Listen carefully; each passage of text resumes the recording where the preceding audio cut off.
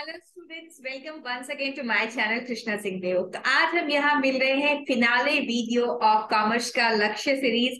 Commerce की लक्ष्य series की स्टार्टिंग हमने बहुत दिनों से करी हुई थी, जिसमें हम कॉमर्स की प्रिपरेशन को बूस्टअप करने के लिए पढ़ाई कर रहे थे। And I hope you enjoyed the videos. आज का लास्ट वीडियो जो है वो a day before your examination है। आप में से कुछ लोग इसे आज देखेंगे, कुछ कल देखेंगे। आज मैं आपको कुछ पढ़ाने नहीं वाली हूँ, लेकिन बहुत इंपॉर्टेंट टिप्स देने वाली हूँ regarding your commerce examination. So video में अंत तक बने रहिए। Let's get started student. देखते हैं क्या क्या चीजें करनी चाहिए कॉमर्स एग्जाम के लिए और किन चीजों को हमें करना है अवॉइड।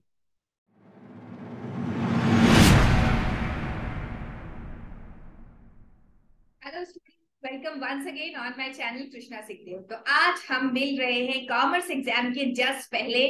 तो अब आपकी फीलिंग जो है वो बहुत डिफरेंट होगी, क्योंकि इंग्लिश का पेपर जो होता है वो आपके मेन कोर सब्जेक्ट्स में से नहीं है, लेकिन आईएससी स्टूडेंट के one of the core subject में से एक पेपर है कॉमर्स, जो कि पहला ही पेपर है। एंड आपके लिए पास छुट्टी भी बहुत कम थी, ओनली 1.5 डे मिला था। आई होप आप सबने 1.5 डे की स्ट्रैटेजी फॉलो करी होगी। मैंने भी स्ट्रैटेजी बताई थी और आपकी कोई अपनी स्ट्रैटेजी भी हो सकती है।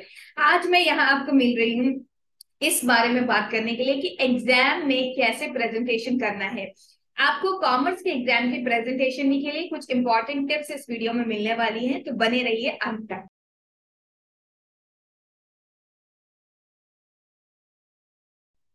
देखिए, सबसे पहले मैं कॉमर्स के एग्जाम के बारे में एक बात बोलना चाहूंगी। आपके दिमाग में बहुत ही क्लियरली ये बात बैठी होनी चाहिए कि एग्जाम जाने से पहले क्या करना है, उसके बाद हम प्रेजेंटेशन की बात करेंगे। अगर आप ये वीडियो 15 फरवरी को देख रहे हैं तो आपके हाथ में अभी भी पूरी रात बाकी है, और आपके हाथ में दूसरे दिन यानी कि कल 16 फरवरी का 12 बजे तक का एटलीस्ट टाइम बाकी है। आपको एक बात बहुत बहुत ध्यान से देखनी है कि आप कोई भी टॉपिक बुक में से जो आपके सिलेबस में, आपके करिकुलम में है, उसमें से कोई भी topic, even if it is a smallest topic like types of goods, उसे छोड़ के नहीं जाना है। आपको सब कुछ एक बार एटलीस्ट रीड कर लेना है। आप बोलेंगे मैम अब रीड करने से क्या ही होगा, हमें याद तो नहीं होगा। सही बात बोल रहे हैं आप, याद तो नहीं होगा, लेकिन एक बार अगर आपने पढ़ लिया होगा और उससे रिलेटेड कोई क्वेश्चन आ जाए, भले ही वो क्वेश्चन 3 नंबर का हो, भले ही वो क्वेश्चन 2 नंबर का हो, या फिर कोई एमसीक्यू क्यों ना हो, अगर आपने एक बार पढ़ा हुआ होगा तो आप उससे कुछ रिलेट कर पाएंगे और कुछ तो लिख पाएंगे। एमसीक्यू में जो ऑप्शन दिए होंगे उनको देख के आपको कुछ तो याद आ पाएगा। तो ऐसा नहीं हो कि अरे ये तो मैंने देखा ही नहीं, ये तो पहली बार मेरे सामने आ रहा है। ऐसी सिचुएशन आपके सामने बिल्कुल भी अराइज नहीं होनी चाहिए, क्योंकि पहले की बात अलग थी। स्टूडेंट, अगर आपके किसी सीनियर ने आपको एडवाइस दी कि ये इंपॉर्टेंट चैप्टर्स पढ़ लेना भाई, इसके अलावा तो कुछ नहीं आता है, वो सारी की सारी एडवाइस बकवास है। क्यों? क्योंकि अब एग्जाम का पैटर्न जो है वो कम्प्लीटली चेंज हो गया है, एंड अब आपके पास चॉइस बिल्कुल भी नहीं बची है।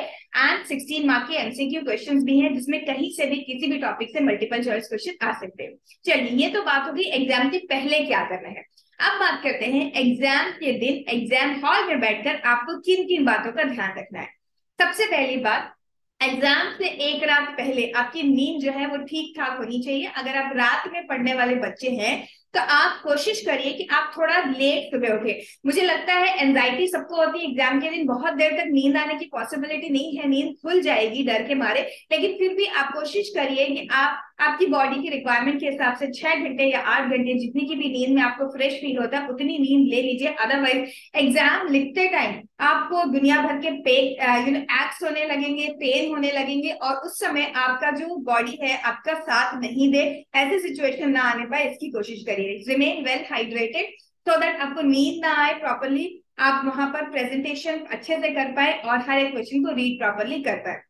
अब बात आती है कि हमें 15 मिनट रीडिंग टाइम में क्या करना है। 15 मिनट रीडिंग टाइम में आप सारे क्वेश्चंस अच्छे से पढ़ लीजिए। कॉमर्स का पेपर जो है बहुत ज्यादा लेंदी नहीं होता है, तो 15 मिनट का टाइम बिग इनफ है सारे क्वेश्चन को पढ़ लेने का प्रॉपरली। आप एमसीक्यू को एडवांस रीडिंग मत करिए, छोड़ दीजिए, क्योंकि एमसीक्यू में कोई चॉइस है ही नहीं। एमसीक्यू तो आप जब पढ़ेंगे तो आपको दोबारा पढ़ना ही पड़ेगा।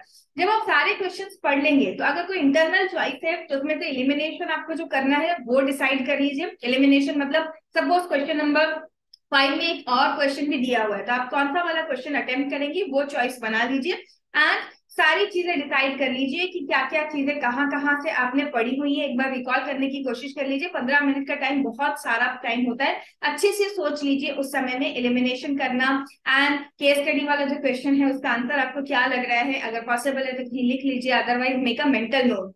आप जब आप लिखना शुरू करने वाले हैं उससे पहले इन्हीं 15 मिनट में आपको क्या करना है, एक सीक्वेंसिंग बना लेती है। ऐसे सीक्वेंसिंग बना लेनी कि आप क्वेश्चन पेपर स्टार्ट कहाँ से करेंगे। कई बच्चे क्वेश्चन पेपर सेक्शन बी से या सेक्शन सी से स्टार्ट करते हैं और मल्टीपल चॉइस क्वेश्चन बाद में करते हैं। कुछ बच्चे सेक्शन ए से स्टार्ट करते हैं और फिर बी एंड सी ऐसे जाते हैं। कोई भी सीक्वेंस है उससे कोई फर्क नहीं पड़ता है, आप किसी भी सीक्वेंस में क्वेश्चन कर सकते हैं। लेकिन एक बात याद रखिए कि आप जब एक क्वेश्चन अटेम्प्ट कर रहे हैं तो उसके सारे पार्ट एक ही जगह पर करने हैं। मतलब कि अगर मैं क्वेश्चन नंबर 2 कर रही हूँ और क्वेश्चन नंबर 2 में लेट से 2 पार्ट्स हैं, ए पार्ट एंड बी पार्ट, तो मुझे क्वेश्चन नंबर 2 का ए पार्ट एंड बी पार्ट एक ही जगह पर करना है। मैं ऐसा नहीं कर सकती कि क्वेश्चन नंबर 2 का ए पार्ट मैंने कर दिया, उसके बाद मैंने क्वेश्चन नंबर 5 लिख दिया और फिर मैं किसी और क्वेश्चन पे चली गई। ऐसा करने से आपके मार्क्स ना मिले, इसकी पॉसिबिलिटी बहुत ज्यादा बढ़ जाती है। एग्जामिनर आपके क्वेश्चन को चेक नहीं करेगा लेटर वाले पार्ट को। तो आप सारे पार्ट एक ही जगह कर लीजिए। कभी कभी ऐसा होता है स्टूडेंट्स को याद नहीं आता है, क्वेश्चन नंबर 2 ए मुझे याद है, क्वेश्चन नंबर 2 बी में मुझे डाउट है,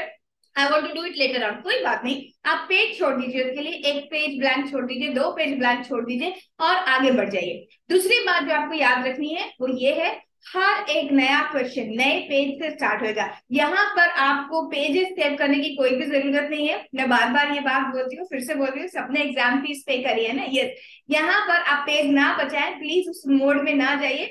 आपका नया क्वेश्चन नए पेज से ही स्टार्ट होना चाहिए और कोने में छुपा करके मार्जिन में अपना क्वेश्चन नंबर ना लिखिए आए। कोई बच्चे तो इतने छोटा सा लिखते हैं, क्वेश्चन नंबर 3 लिखा है कि 5 लिखा है, वही पढ़ने में नहीं आ रहा। ऐसा ना करिए, पेज के मिड में एकदम सेंटर में जाके लिखिए अच्छी तरीके से। क्वेश्चन नंबर लेट से 10 है और 10 का वो ए पार्ट है, तो क्वेश्चन नंबर 10 ए, इस तरीके से आप लिख कर आएंगे।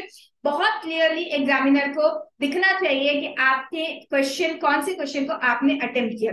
उसका ए पार्ट लिखिए, उसका बी पार्ट लिखिए। अच्छा, एक और गलती जो बच्चे अक्सर करते हैं वो ये है, फॉर एग्जांपल 5 मार्क का क्वेश्चन है, 5 पॉइंटर्स आपसे पूछे गए, आपको 4 ही पॉइंटर्स याद आ रहे हैं, आपने लिख दिया 1 2 3 4 एंड 5 लिख के छोड़ के आ गए। क्यों? क्लियर इंडिकेशन देना कि आपको 5वां याद नहीं आ रहा है। एक और ट्रिक मैं आपको यहाँ बताती हूँ, आप क्या कर सकते हो, 1 2 3 4 लिखने की जगह आप एरोस लगा दीजिए, नंबर्स लिखिए मत, arrow arrow arrow arrow and then, and जितना पॉसिबल है उतना आप कीवर्ड्स को अंडरलाइन करने की कोशिश करेंगे।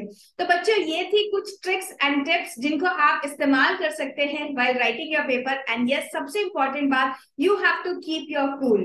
आपको बिल्कुल भी घबराहट नहीं रखनी है या ओवर एक्साइटमेंट नहीं रखना है। दोनों ही चीजें बहुत ज्यादा नेगेटिवली आपके लिए प्ले कर सकती हैं। बहुत ओवर एक्साइटेड होना, ओवर कॉन्फिडेंट हो जाना भी खराब बात है, क्योंकि उसमें ऐसा होगा कि कुछ इंपॉर्टेंट चीजें आप रिवाइज करना भूल जाएंगे और बहुत ज्यादा पैनिक में आने की वजह से जो आता है उसे भी लिखना भूल जाएंगे। तो दोनों ही चीजों से अवॉइड करिए एंड बड़ा अच्छा सा लाइट मील घर का खा के जाइए। एग्जाम में प्रिपरेशन पूरी तरह से करके जाइए एंड बी कॉन्फिडेंट। आपकी हो सकता है कि कुछ प्रिपरेशन आपको ऐसा लग रहा हो कि टाइम और मिलता तो मैं कर लेती या कर लेता, लेकिन कोई बात नहीं, जो है सबके लिए ही उतना है। अगर आपके लिए 1.5 डे है तो बाकी पूरी दुनिया के लिए भी 1.5 डे है।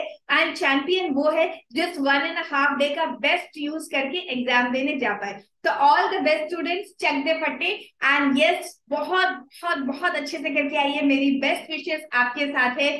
गॉड ब्लेस यू, माँ सरस्वती का आशीर्वाद आपके साथ रहे एंड आपका पेपर बहुत बहुत अच्छा जाए, यही मैं भगवान से प्रार्थना करूंगी। Have a great day, bye.